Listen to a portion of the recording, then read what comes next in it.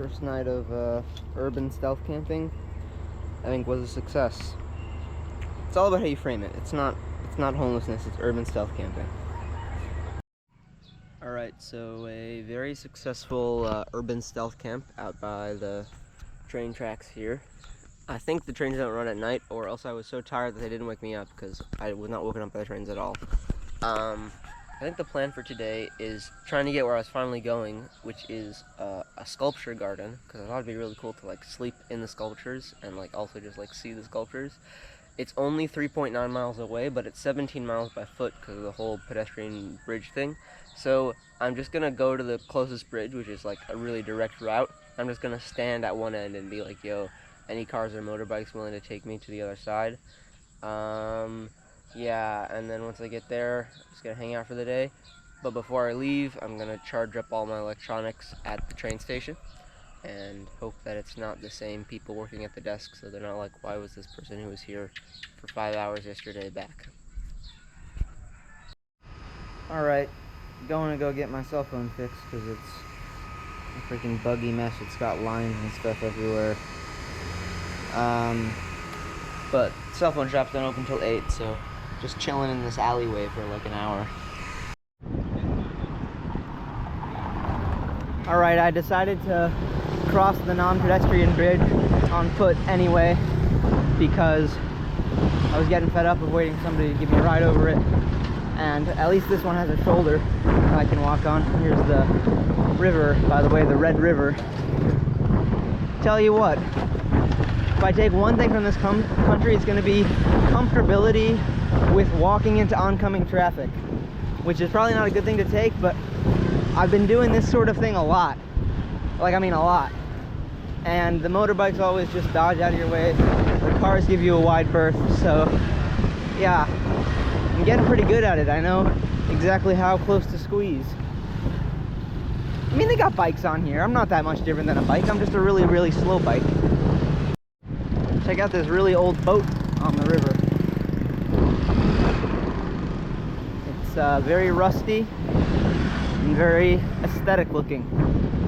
I will say, although it makes me fear for my life, this bridge is a fucking great view of all the buildings of Hanoi.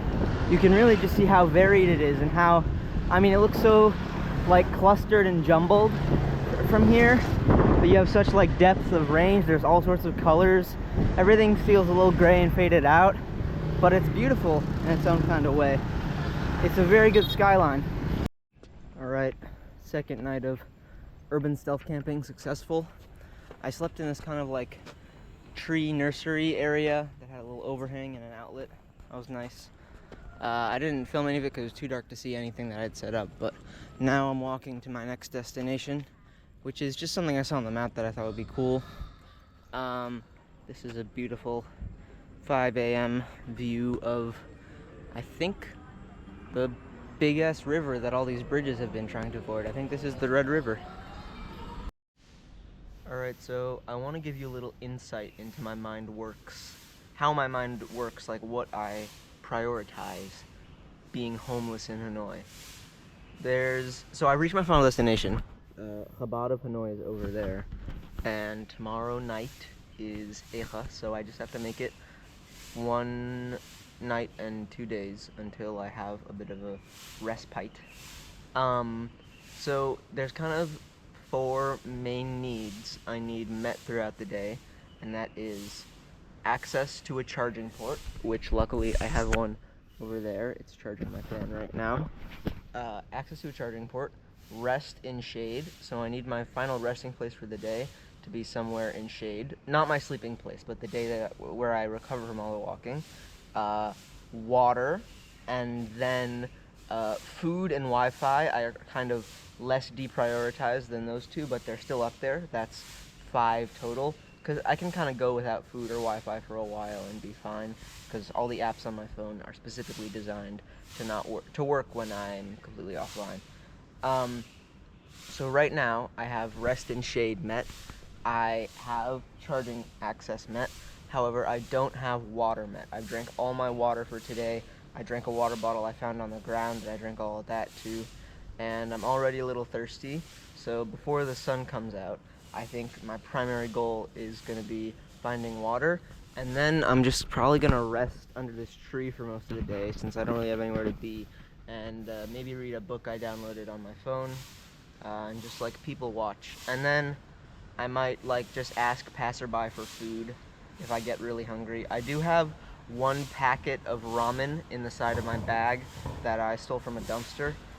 So that's not nothing for food. I have a little something to keep me going. But yeah, more would be nice because I'd have to just eat the packet crunch, crunch, crunch like that since I don't have any way to boil it. But I think I'll be able to scrounge some food from passers-by throughout the course of the day. I mean, I guess it depends on how busy this street is. I don't know. We'll see.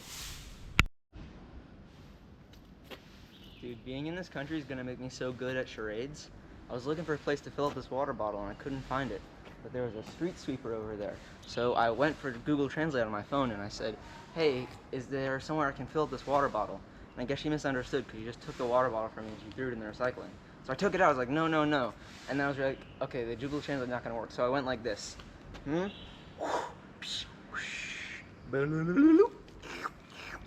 then she totally got it and she led me to like a water jug. I'm the fucking charades goat, bro. Alright, I had a sweet little thing going on in here because I had power and Wi-Fi from the swimming pool and there was a tap I was getting water from, but I'm getting kicked out by the police, so I think I'm just gonna try and walk around to the other side of this building and see if the Wi-Fi still reaches and just maybe hang out there.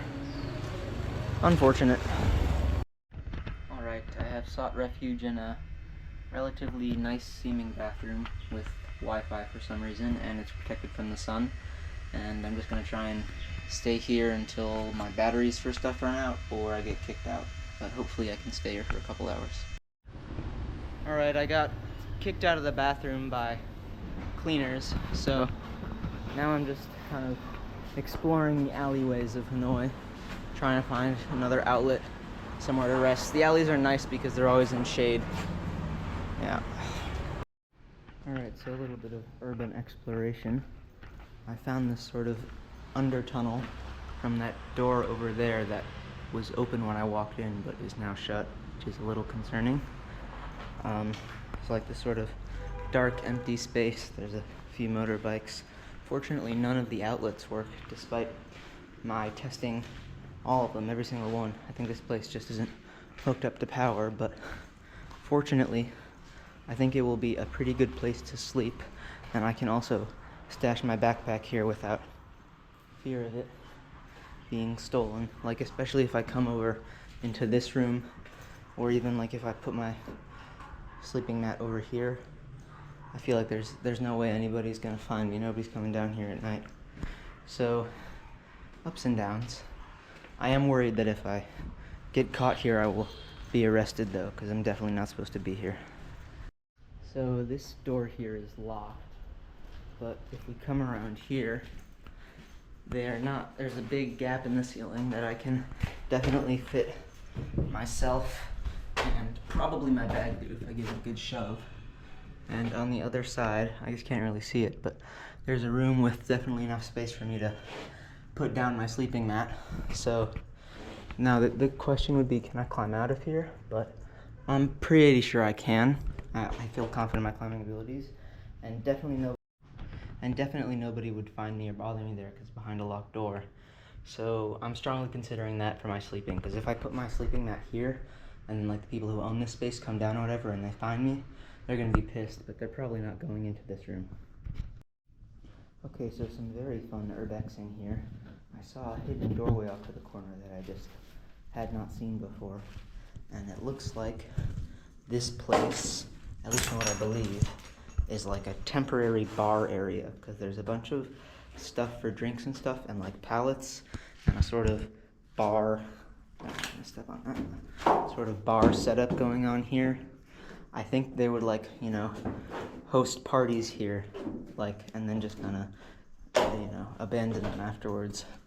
There's, let's explore back here. What do we have? Okay, a lot of bottles. Wow, nobody's finding me here for sure. If I sleep here, I'm set. Just a bunch of garbage, really. Yeah, some crazy architecture. Tiny little narrow passageway here. And then through this way, there's some non-functioning toilets. And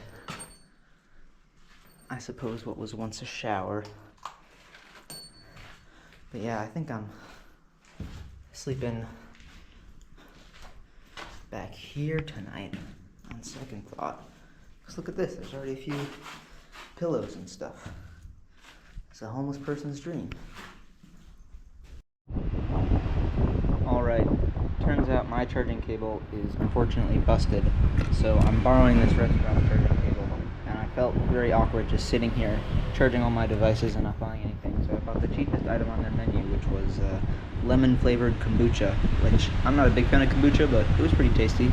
And now I'm just going to try and drink it as long as possible because I'm a fan. It's really nice to stay in here and just like ride this out either until they close or kick me out, and just like charge all my devices up to 100%. Alright, here's the setup for tonight. Got the mat down in this big old concrete room under the streets of Hanoi. Got myself a plastic bag to put my dirty clothes in so that I don't go to Chabad smelling like the worst smelling thing you can imagine. Yeah, it's only 2:30, but I don't really want to leave this place in case somebody comes here and they discover it. So I may just sit here for 5 hours and then fall asleep, which would be kind of boring, but you know what? It's okay. So I did a bit more investigating in this place, and I saw this sign which I'd previously missed. It seems to be advertising an opening for a bar. And then over here, this door that I previously thought was locked turned out to just have a lock hanging from it. It was actually open, and it is a room with a bunch of chairs and stuff. And that, combined with the bar setup from earlier, makes me think that this place used to be a bar, or like an underground, like, ooh, cool nightclub bar thing. But they didn't make it financially, and now the place has been abandoned, and they just have random shit lying everywhere. They have a lot of bikes down here, which makes me think it's somewhat lived in, and a lot of like undrunk drinks. But also, I mean, there is a lot of dust on the floor, and you would think if these bikes had been coming out, there would be less dust by the wheels. I mean, yeah, this bike is very dusty, so I don't have to worry about that. This one is only a little dusty and actually looks in pretty good condition, so I might have to worry about this one. We'll see.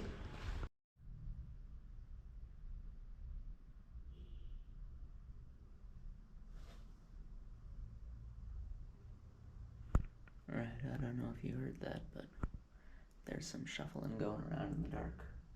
That means we got some rat friends to watch out for. So, although it's going to be hotter, yeah, they're really scuffling around. So although it's going to be hotter, I think I am going to set up my mosquito net tent thing in here anyway, even though there's no mosquitoes, so that the little squeakers do not bite me in the middle of the night.